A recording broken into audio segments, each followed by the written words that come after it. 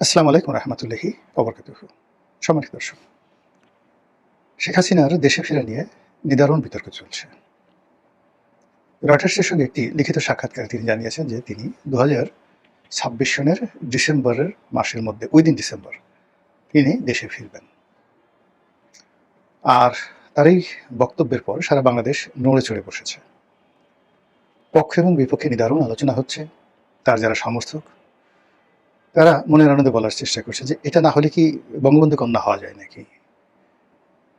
এবার তিনি সত্যিকার অর্থে বীরের মতো একটি কাজ করবেন। শেখ হাসিনা যে পালায় না, শেখ হাসিনা যে পালিয়ে যায়নি, একটা বিশেষ মুহূর্তে বিশেষ পরিস্থিতিতে তাকে বিদেশে চলে যেতে বাধ্য করা হয়েছিল এবং ওই মুহূর্তে ওই পরিস্থিতি তার এটা ছাড়া কোনো বিকল্প ছিল না। এই জন্য তিনি গেছেন। আবার তিনি একেবারে বিরূপ অবস্থা, তিনি জানেন দেশে গেলে তাকে জেলে যেতে হবে, দেশে গেলে তাকে ফাঁসিতে চড়তে হবে, এমনকি তিনি মবের শিকার হয়ে মারা যেতে পারেন, এমনকি তাকে মেরে ফেলা হতে পারে, আরও অনেক কিছু। তারপরেও তিনি দেশে যা আসছেন, এই যে তার যে সাহস, দুর্নিবার সাহস, এটি জন্মগত। তার বাবারই সাহস ছিল। পাকিস্তান শাসক গোষ্ঠীর বিরুদ্ধে তিনি তার জীবনের পুরোটা জীবন সংগ্রাম করেছেন। প্রায় 16টি বছর তিনি মানে সেই রাজনৈতিক জীবনে 1954 থেকে যদি 70 পর্যন্ত ধরেন 16টি বছর তিনি শুধু জেলেই কাটিয়েছেন। কাজেই জেল জুলুম হুলিয়া এই রক্তের যারা বাহক, এই বংশের যারা লোকজন, তাদের কাছে এটা কোনো বিষয় না। এটা প্রমাণ করার জন্য শেখ হাসিনা তার এই বৃদ্ধ বয়সে যখন একটা মানুষ কবরে যেতে চায়, তসবি তাহলিল করতে চায়, দোয়া দরুদ পড়ে জীবন কাটাতে চায়, সে তখন সে 80 বছর বয়সে, তাও আবার বিধবা, তাও আবার পিতৃহীন না, মাতৃহীনা, ভাই বোন আত্মীয় স্বজন দুনিয়াতে কেউ নেই। তো সেই অবস্থাতে তিনি সারা দুনিয়ার বিরুদ্ধে একা লড়ছেন শুধু আল্লাহর প্রতি ভরসা করে। এটাই শেখ হাসিনা, এটাই বঙ্গবন্ধু কন্যা, এটাই আওয়ামী লীগের রাজনীতি, এই কথা বলছেন। আর আওয়ামী লীগের লোকজন, আরে বাবা, জয় বাংলা, জয় বঙ্গবন্ধু, ধরো মারো কাটু, খেয়ে ফেলবো। এইবার মানে তারা স্বপ্নে বিভোর যে যদি শেখ হাসিনা আসে, আবার তারা ক্ষমতা পায়, তাহলে তারা এই বাংলাদেশে কি কি করবে মোটামুটি সব কিছু ডায়েরিতে লিখে রেখেছে যেন ভুলে না যায়। তার যারা প্রতিপক্ষ, তারা যথারীতি হুঙ্কারকে ঠাট্টা করছেন যে আরে না না, একবার হাতি যদি গর্তে পড়ে সে আর উঠতে পারে না। হাতির বাহাদুরি যতক্ষণ সে মানে গর্তের বাইরে থাকে। তো শেখ হাসিনা যে গর্তে পড়ে গেছে সেক্ষেত্রে তিনি আর উঠতে পারবেন না। আরেকজন বা আর এক পক্ষ বলার চেষ্টা করছে যে আপা এই ডিসেম্বর কেন, পারলে আজকে আসেন, আমাদের তার তর সইছে না।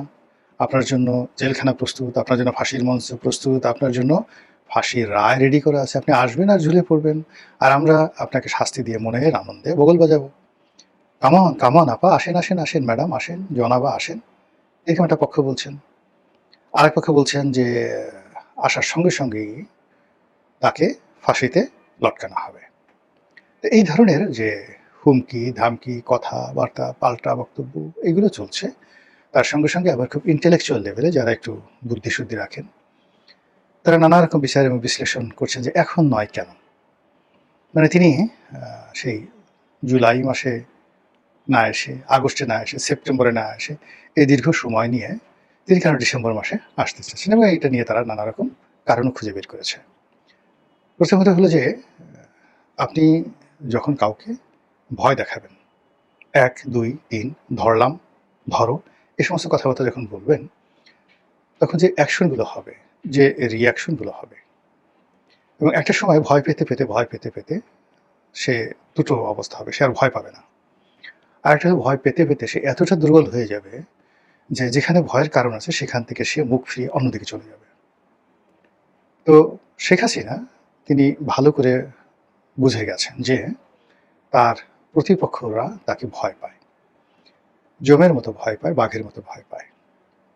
তিনি বুঝে গেছেন যে আদর করে, সোহাগ করে শাসন করা, এটার চাইতে ভয় দেখিয়ে শাসন করাটা সহজ, বেশি কষ্ট যায় না। যখন দেখা যাচ্ছে যে খুব সামাজিক অবস্থা নরম সরম, সেখানে সারা বাংলাদেশে শত শত হাজার হাজার মারামারি, খুনাখুনি, কাটাকাটি হতে থাকে। আর দেখা গেল যে কোনো একটা ভয়ের রাজত্বে একটা দুটো সেই গুম করা হলো, খুন করা হলো, সারা মানুষের মনে সেই শাসক দলের যারা লোকজন আছে তাদের সম্পর্কে ভীতি ছড়িয়ে পড়লো। তখন মানুষ নিজ নিজ কর্মে এত ব্যস্ত হয়ে যায় যে পারস্পরিক যে দ্বন্দ্ব সংঘাত সেটা করে যে হানাহানি, সেটার পরিমাণ কমে যায়। এবং আশ্চর্য ব্যাপার হলো, যেমন ধরুন আপনি হিটলারের যে নাৎসি শাসন, মুসলিনীর সেই ফ্যাসিজম, ওখানে যত ক্ষয়ক্ষতি হয়েছে, খুনাখুনি হয়েছে, সেটা রাষ্ট্রীয় বাহিনীর হাতে। কিন্তু যেটিকে বলা হয় পাবলিক অ্যাঙ্গার, জনগণের মধ্যে বিশৃঙ্খলা, সেটা ওখানে নাই বললেই ছিল, মানে ছিল নাই বলতে গেলে। তো সেই দিক থেকে শেখ হাসিনা বুঝে গেছে যে কি করে এই বাঙালিকে ভয় দেখাতে হয় এবং ভয় দেখিয়ে কি করে জয় করা যায়। আর এর বাইরে হালাকু খান, চেঙ্গিস খান, এটা আমি আলাদা একটা ভিডিও করবো আরো পরে। তারপরে তৈমুর লং, গিয়াসউদ্দিন বলবন, এরকম অনেক শাসক ছিলেন, মোহাম্মদ বিন তুগলক, আলাউদ্দিন খিলজি, মানে যাদের সামনে আমির উমরা তারা পর্যন্ত দাঁড়িয়ে প্রস্রাব করে দিতে ভয়।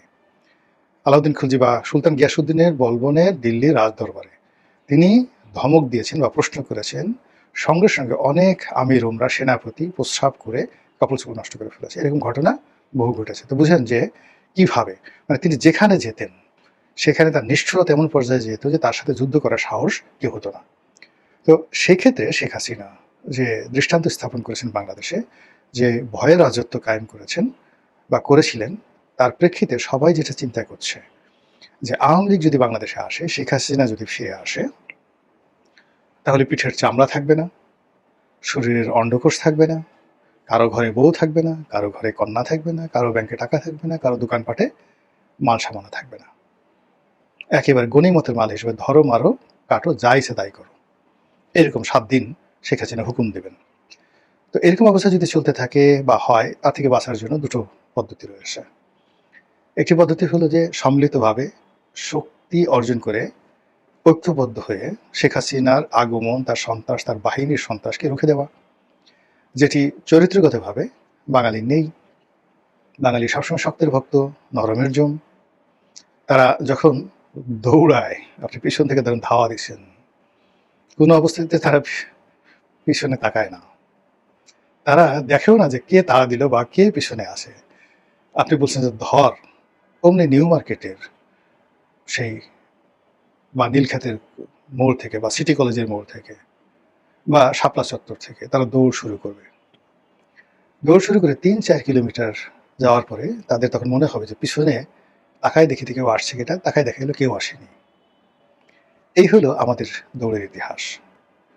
এরপরে আমরা যখন দৌড়াই, তখন নিচে বাঁচার জন্য আমরা যে কাজ করি, পাশের যে লোক তাকে ধাক্কা মারি। ধাক্কা মারি কারণ যেন সে পড়ে যায়, পড়ে যাওয়ার পর তাকে যারা তাড়াচ্ছে তারা যেন ওই যে পড়ে গেল তাকে ধরে ফেলে এবং আমাকে যেন বাঁচায়। এই জন্য আমি পাশের লোকের ধাক্কা দিই, পাশের লোকের ল্যাং মারি, সামনে যে লোকটা আছে তার কলারটা ধরে টেনে তাকে পিছনে দিয়ে আমি দৌড়ে চলে যাই। আমাদের দেশে যে সকল মিছিল হয়, রাজনৈতিক মিছিল হয়, সেই মিছিলে যে পুলিশের লাঠিচার্জ হয়, সেই লাঠিচার্জের সময় দেখবেন রাজনীতি, সেটা আওয়ামী লীগ, বিএনপি, জামাত, যাদের হোক না কেন, মানে এইভাবে চেইন করে একজনের হাত ধরে রুখে দেওয়ায় না আর একসাথে পালায় না, তারা সবাই বিচ্ছিন্নভাবে পালায়, একে অপরের সাথে পাল্লা দিয়ে পালায়। এবং পালানোর সময় ওই আমি যেইভাবে বললাম, তাদের সহযোদ্ধাকে কাউকে ল্যাং মারে, কাউকে পিছনে ফেলে দেয়, কাউকে সামনে নিয়ে এগোয়, এরকম একটা পরিবেশ পরিস্থিতি তারা তৈরি করে। তো সেই ক্ষেত্রে শেখ হাসিনার বিরুদ্ধে সম্মিলিতভাবে একত্র হবে, রুখে দাঁড়াবে, এটা আমাদের ডিকশনারিতে নেই। যদি এটা নতুন করে হয়, সেটা আমাদের একটা নতুন অর্জন হবে। এই গেল এক। 2 নম্বর হলো যে আমরা খুবই কলহ প্রবণ একটা জাতি। ইবনে বতুতা থেকে শুরু করে, ফাহিয়ান থেকে শুরু করে অন্য যে সকল বিদেশি পর্যটকরা রয়েছেন, বিশেষ করে মিনহাসুস সিরাজ, তিনি এই ভারতবর্ষের লোকজন সম্পর্কে, বাঙালিদের সম্পর্কে যে সকল কথাবার্তা বলেছেন, তার প্রথম পরিচয় হলো আমরা খুবই অস্থির চিত্ত এবং কলহপ্রবণ, সন্দেহপ্রবণ, এবং সুখের সময় আমরা নষ্ট করি কলহ বিবাদ করে। এবং আমাদের দেশে দেখবেন যে বিয়ে বাড়িতে যে সকল ঝগড়াঝাটি হয়, বিয়ে বাড়িতে সুখের সময়, সেখানে খুব ছোটখাটো বিষয় নিয়ে, পান নিয়ে ঝগড়া হয়, গেট কাটার সময় ঝগড়া হয়, খাবার টেবিলে আমার মাংসের পরিমাণ কম হলে কেন, বা ওকে রান দিলি কেন, আমাকে থান দিলি কেন, এগুলো নিয়ে ঝগড়াঝাটি হয়ে বিয়ে ভেঙে যায়। এই হলো আমাদের দেশের পরিবেশ, যেখানে আমরা প্রকৃতিগতভাবে যে কোনো সুখের পরিবেশকে, শান্তির পরিবেশকে নিজেরা ঘেটে ঘুটে সেখানে সেগুলোকে কর্দমাক্ত করে ফেলি।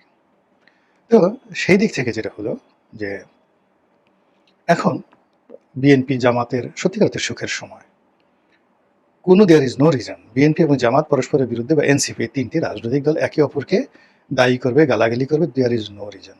সবাই তারা যে পেয়েছে, যা কিছু পেয়েছে, এটা beyond there expectation and limitation.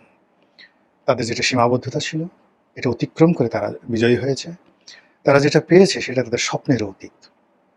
সবাই, বিএনপি এত মেজরিটি পাবে, এনসিপি এতগুলো মানে এমপি হবে বা তাদের দল পার্লামেন্টে যাবে, নাহিদ চিফ হুইপ হবে, জামাতের আমির বিরোধী দলীয় নেতা হবে, 78টা তারা সিট পাবে। মানে it is absurd and impossible. এটা ইতিহাসে একবারই ঘটেছে, অতীতে কখনো ঘটেনি এবং আগামীতেও ঘটবে বলে আমার কাছে মনে হচ্ছে না। কিন্তু এই যে একটা সুখের সময়, এটাকে যে তারা উপভোগ করবে, আনন্দ করবে, তা না করে তারা কলহ এবং বিবাদ করছে বাঙালির অতীত ইতিহাসের কারণে। তারা একে অপরের বিরুদ্ধে ঘুরে করছে, তারা একে অপরকে খোঁটা দিচ্ছে এবং এটি লড়াই এবং সংগ্রামের পথ এমনভাবে উন্মুক্ত করছে যা দিয়ে আলটিমেটলি শেষ পর্যন্ত শেখ হাসিনার মানে আসার যে পথ, এটা উন্মুক্ত হয়ে যাবে। তো সেই ক্ষেত্রে শেখ হাসিনা এই যে জানে যে কলহ-বিবাদ জাতি, ফলে সে এই জুলাই মাস থেকে একদম নভেম্বর মাস পর্যন্ত বিভিন্ন রকম নাটক করে, সিনেমা করে, থিয়েটার করে, আতশবাজি করে, নেচে গেয়ে, হাসিতে কান্নাতে বিভিন্নভাবে সে এই রাজনীতির যে বন্ধন বর্তমানে বাংলাদেশে আছে, এটাকে ছিন্ন করে দেবে। একবার ভয় দেখাবে, একবার প্রেম দেবে, একবার ফুল দেবে, একবার আলোচনা করবে, একবার এটা করবে, এটা করবে। মানে এগুলো করে জাস্ট একটা, আমরা যে রাবার আছে, রাবারের যে এলাস্টিসিটি যেটাকে বলা হয়, এটা যদি আপনি বারবার টানেন না, তখন আর ওটার এলাস্টিসিটি থাকে না। রাজনীতির এরকম একটা এলাস্টিসিটি থাকে। সেই এলাস্টিসিটিটা এখন শেখ হাসিনা এবং ভারত সম্মিলিতভাবে ভেঙে দিতে চাচ্ছে। ভেঙে দিয়ে যে সামনে যে সময়গুলো পাবে, এই সময়ের মধ্যে প্রত্যেকটি রাজনৈতিক দল তার শক্তি খুইয়ে ফেলবে, প্রতিটি রাজনৈতিক দল ভীত সন্ত্রস্ত হয়ে পড়বে এবং যারা রাষ্ট্র ক্ষমতা আছে তাদের ব্যর্থতার পরিমাণ বাড়তে থাকবে এবং ধীরে ধীরে তারা আশাহত হতে থাকবে। এই গেল এক। ২ নম্বর হলো যে ডিসেম্বর মাসটি আওয়ামী লীগের জন্য বরকতময়। ডিসেম্বর মাসটি আওয়ামী লীগের জন্য বিজয়ের মাস, জাতির জন্য বিজয়ের মাস এবং এটি আওয়ামী লীগের যারা প্রতিপক্ষ তাদের জন্য খুবই সেন্সিটিভ, অবমাননাকর, অনেকটা আবর্জনা খাওয়ার মতো। ডাস্টবিন থেকে তুলে তুলে আপনি যখন খাবেন নিজে, ওইরকম যে একটা বিশ্রী, তেমনি ডিসেম্বর মাসটা আমাদের বাংলাদেশের অনেক ক্ষমতাধর লোকজন, তাদের কাছে ওইরকম যারা ওই মাসে তারা নিজেদের আবর্জনা নিজেরা খেতে বাধ্য হন।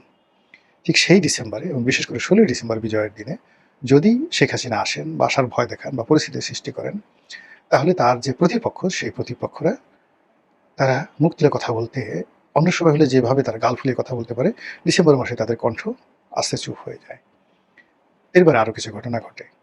মানুষের মধ্যে একটা বিজয়ের আনন্দ থাকে, প্রত্যেকটা মানুষের মধ্যে একটা উদ্দীপনা থাকে, বিজয়ের আনন্দ থেকে উদ্দীপনা থাকে। তো সেই অর্থে আওয়ামী লীগের লোকজন অন্য যে সময় যে অবস্থায় থাকুক না কেন, ডিসেম্বর মাসে তাদের উদ্দীপনাটা বাড়বে। নভেম্বর থেকে একেবারে ফেব্রুয়ারি পর্যন্ত এই উদ্দীপনাটা তাদের মধ্যে কাজ করবে। ঠিক সেই সময়টাতে আসুন বা না আসুন, তিনি এই যে আসার যে ঘোষণাটা দিয়েছেন, এটা তার দলের নেতাকর্মীকে চিয়ার আপ করবে।